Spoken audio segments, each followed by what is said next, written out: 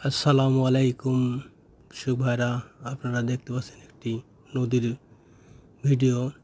এই নদীটিতে প্রচুর পরিমাণে পাটের জাগ দেওয়া হয়েছে বা পচন দেওয়া হয়েছে পাট।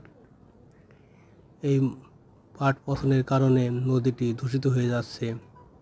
এই নদীটি আসলে সবারই ব্যবহারের উপযোগী নদী ছিল, নদীর পানি পরিষ্কার ছিল, কিন্তু এখন আর সেই ব্যবহারের উপযোগী নাই।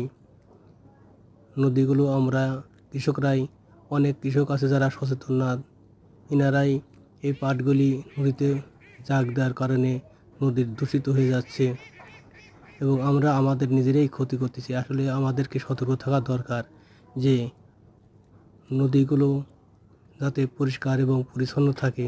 দেখেন কী সুন্দর মনোরম পরিবেশ এবং নদীতে অনেক হাঁস দেখা যাচ্ছে। এগুলো আপনারা সতর্ক থাকুন।